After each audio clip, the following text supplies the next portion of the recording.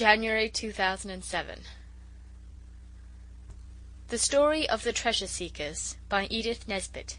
Chapter 8. Being Editors. It was Albert's uncle who thought of our trying a newspaper. He said he thought we should not find the bandit business a paying industry as a permanency, and that journalism might be. We had sold Noel's poetry and that piece of information about Lord Tottenham to the good editor, so we thought it would not be a bad idea to have a newspaper of our own. We saw plainly that editors must be very rich and powerful, because of the grand office and the man in the glass case like a museum, and the soft carpets and big writing table.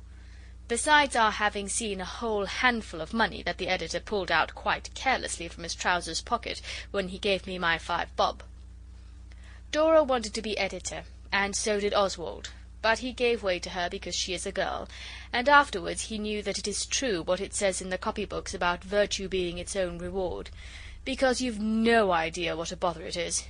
Everybody wanted to put in everything just as they liked, no matter how much room there was on the page. It was simply awful. Dora put up with it as long as she could, and then she said if she wasn't let alone she wouldn't go on being editor. They could be the paper's editors themselves, so there. Then Oswald said, like a good brother, I will help you if you like, Dora. And she said, you're more trouble than all the rest of them. Come and be editor and see how you like it. I give it up to you. But she didn't, and we did it together.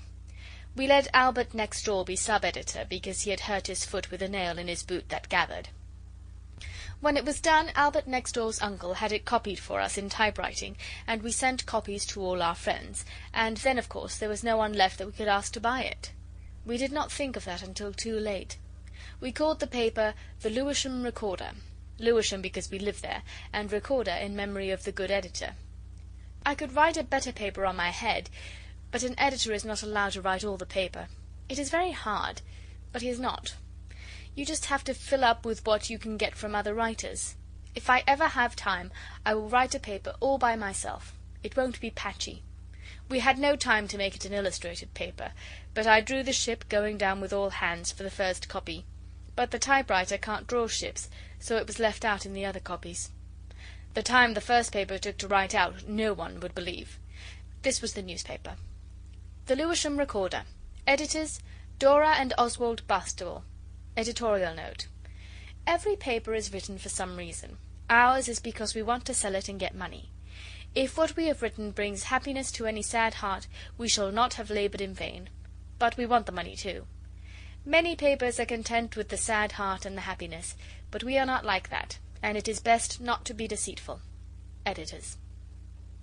There will be 2 serial stories, one by Dicky and one by all of us. In a serial story you only put in 1 chapter at a time, but we shall put all our serial story at once, if Dora has time to copy it. Dicky's will come later on. Serial story by us all. Chapter 1 by Dora. The sun was setting behind a romantic-looking tower when 2 strangers might have been observed descending the crest of the hill.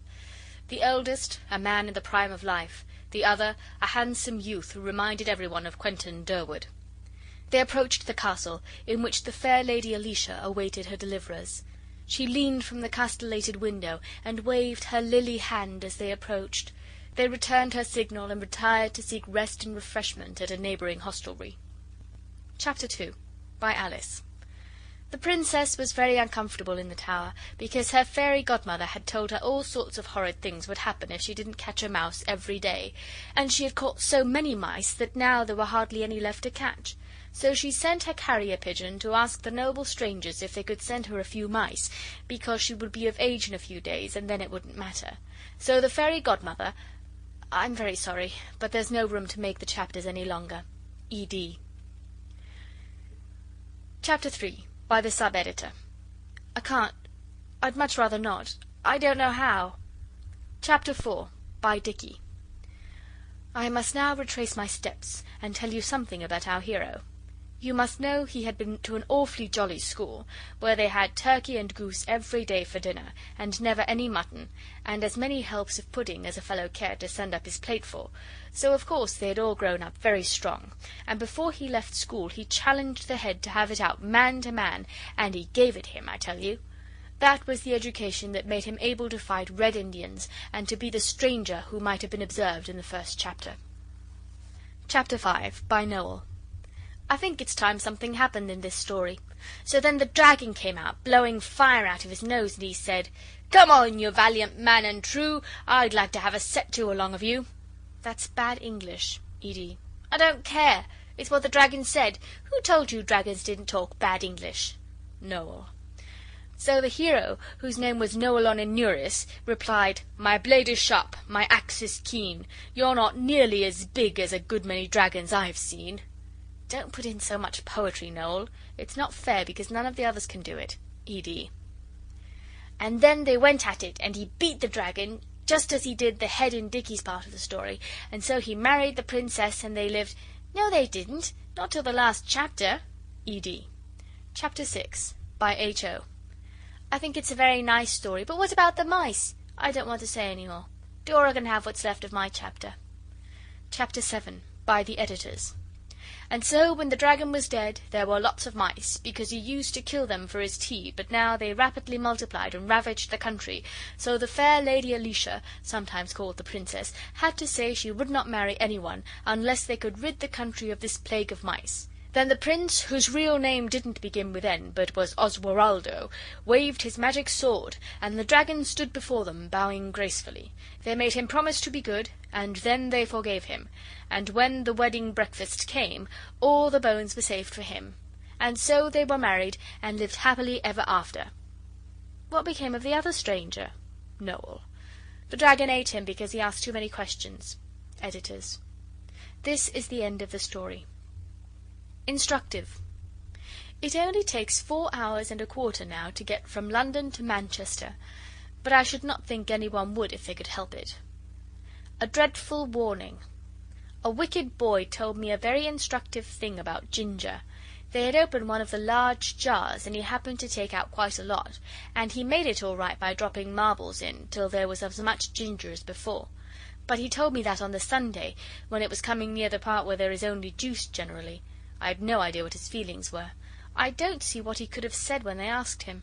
I should be sorry to act like it. Scientific. Experiments should always be made out of doors. And don't use benzoline.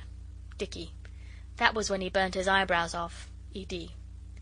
The earth is 2,400 miles round, and 800 through. At least, I think so. But perhaps it's the other way. Dicky. You ought to have been sure before you began. E.D. Scientific column.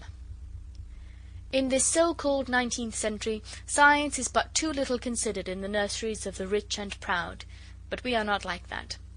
It is not generally known that if you put bits of camphor in lukewarm water, it will move about. If you drop sweet oil in, the camphor will dart away and then stop moving. But don't drop any till you are tired of it, because the camphor won't any more afterwards. Much amusement and instruction is lost by not knowing things like this. If you put a sixpence under a shilling in a wine-glass and blow hard on the side of the glass, the sixpence will jump up and sit on the top of the shilling. At least, I can't do it myself, but my cousin can. He is in the Navy. Answers to Correspondence. Noel, you are very poetical, but I am sorry to say it will not do. Alice, nothing will ever make your hair curl, so it's no use. Some people say it's more important to tidy up as you go along. I don't mean you in particular, but everyone. H.O., we never said you were tubby, but the editor does not know any cure. Noel, if there is any of the paper over when this newspaper is finished, I will exchange it for your shut-up inkstand, or the knife that has the useful thing in it for taking stones out of horses' feet, but you can't have it without. H.O., there are many ways how your steam engine might stop working. You might ask Dicky. He knows one of them. I think it is the way yours stopped. Noel, if you think that by filling the garden with sand you can make crabs build their nests there, you are not at all sensible. You have altered your poem about the Battle of Waterloo so often that we cannot read it except where the Duke waves his sword and says something we can't read either.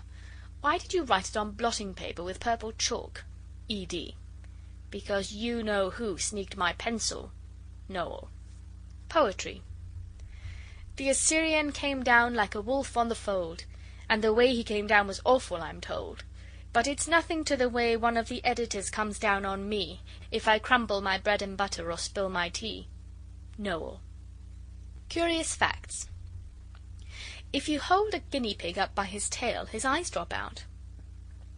You can't do half the things yourself that children in books do, making models or soon. I wonder why. Alice. If you take a date stone out and put in an almond and eat them together, it is prime. I found this out. Sub-editor. If you put your wet hand into boiling lead, it will not hurt you if you draw it out quickly enough. I have never tried this. Dora. The purring class. Instructive article. If I ever keep a school, everything shall be quite different. Nobody shall learn anything they don't want to, and sometimes, instead of having masters and mistresses, we will have cats, and we will dress up in catskins and learn purring. Now, my dears, the old cat will say, 1, 2, 3, all purr together, and we shall purr like anything. She won't teach us to meow, but we shall know how without teaching. Children do know some things without being taught. Alice. Poetry. Translated into French by Dora. Quand j'étais jeune et j'étais fou, j'ai acheté un violon pour 18 sous. Et tous les airs que je jouais étaient over the hills and far away. Another piece of it. Merci jolie vache qui fait bon lait pour mon déjeuner.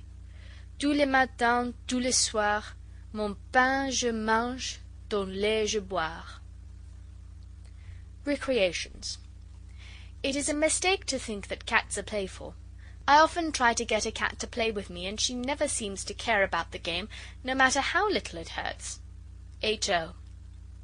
Making pots and pans with clay is fun, but do not tell the grown-ups. It is better to surprise them, and then you must say at once how easily it washes off. Much easier than ink. Dicky. Sam Redfern, or the Bushranger's Burial, by Dicky. Well, Annie, I have bad news for you, said Mr. Ridgway, as he entered the comfortable dining-room of his cabin in the bush. Sam Redfern, the bushranger, is about this part of the bush just now. I hope he will not attack us with his gang.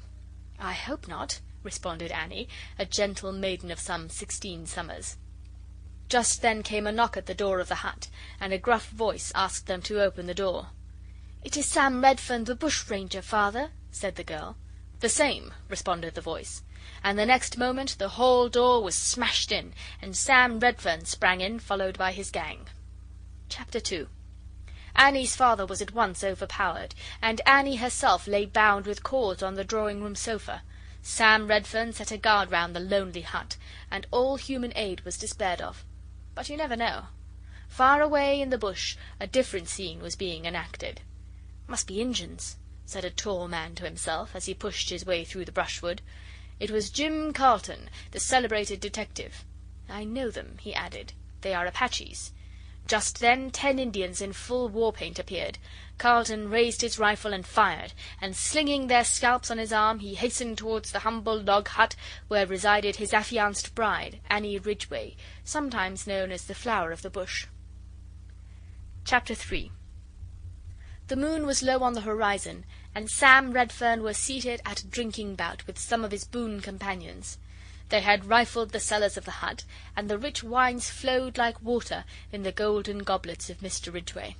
But Annie had made friends with one of the gang, a noble, good-hearted man who had joined Sam Redfern by mistake, and she had told him to go and get the police as quickly as possible. "Ha ha!" cried Redfern. "Now I am enjoying myself." He little knew that his doom was near upon him. Just then Annie gave a piercing scream, and Sam Redfern got up, seizing his revolver. "Who are you?" he cried as a man entered. "I am Jim Carlton, the celebrated detective," said the new arrival. Sam Redfern's revolver dropped from his nerveless fingers, but the next moment he had sprung upon the detective with the well-known activity of the mountain sheep, and Annie shrieked, for she had grown to love the rough bushranger. To be continued at the end of the paper, if there is room. Scholastic. A new slate is horrid till it is washed in milk. I like the green spots on them to draw patterns round. I know a good way to make a slate pencil squeak, but I won't put it in because I don't want to make it common. Sub-editor. Peppermint is a great help with arithmetic. The boy who was second in the Oxford Local always did it. He gave me 2. The examiner said to him, 'Are you eating peppermints?' and he said, 'No, sir.' He told me afterwards that it was quite true, because he was only sucking 1. I'm glad I wasn't asked. I should never have thought of that, and I could have had to say yes. Oswald. The Wreck of the Malabar, by Noel. Author of A Dream of Ancient Ancestors. He isn't really, but he put it in to make it seem more real. Hark! What is that noise of rolling waves and thunder in the air? 'Tis the death knell of the sailors and officers and passengers of the good ship Malabar. It was a fair and lovely noon when the good ship put out of port, and people said, 'Ah, little we think how soon she will be the elements' sport.' She was indeed a lovely sight, upon the billows with sails spread, but the captain folded his gloomy arms, ah, if she had been a lifeboat instead! See the captain, stern yet gloomy, flings his son upon a rock, hoping that there his darling boy may escape the wreck. Alas, in vain the loud winds roared, and nobody was saved. That was the wreck of the Malabar, then let us toll for the brave. Noel. Gardening notes. It is useless to plant cherry stones in the hope of eating the fruit, because they don't. Alice won't lend her gardening tools again, because the last time Noel left them out in the rain, and I don't like it. He said he didn't. Seeds and bulbs. These are useful to play at shop with, until you are ready. Not at dinner parties, for they will not grow unless uncooked. Potatoes are not grown with seed, but with chopped up potatoes. Apple trees are grown from twigs, which is less wasteful. Oak trees come from acorns, everyone knows this. When Noel says he could grow one from a peach stone wrapped up in oak leaves, he shows that he knows nothing about gardening but marigolds, and when I passed by his garden I thought they seemed just like weeds now the flowers have been picked. A boy once dared me to eat a bulb. Dogs are very industrious and fond of gardening. Pincher is always planting bones, but they never grow up. There couldn't be a bone tree. I think this is what makes him bark so unhappily at night. He has never tried planting dog biscuit, but he is fonder of bones, and perhaps he wants to be quite sure about them first. Sam Redfern, or the Bushranger's Burial, by Dicky. Chapter 4 and last. This would have been a jolly good story if they had let me finish it at the beginning of the paper as I wanted to. But now I have forgotten how I meant it to end, and I have lost my book about Red Indians, and all my boys of England have been sneaked. The girls say good riddance, so I expect they did it. They want me just to put in which Annie married, but I shan't, so they will never know. We have now put everything we can think of into the paper. It takes a lot of thinking about. I don't know how grown-ups manage to write all they do. It must make their heads ache, especially lesson books. Albert next door only wrote 1 chapter of the serial story, but he could have done some more if he had wanted to. He could not write out any of the things because he cannot spell. He says he can, but it takes him such a long time he might just as well not be able. There are 1 or 2 things more. I am sick of it, but Dora says she will write them in. Legal answer wanted. A quantity of excellent string is offered if you know whether there really is a law passed about not buying gunpowder under 13. Dicky. The price of this paper is 1 shilling each, and 6pence extra for the picture of the Malabar going down with all hands. If we sell 100 copies we will write another paper. And so we would have done, but we never did. Albert next door's uncle gave us 2 shillings, that was all. You can't restore fallen fortunes with 2 shillings. End of chapter 8.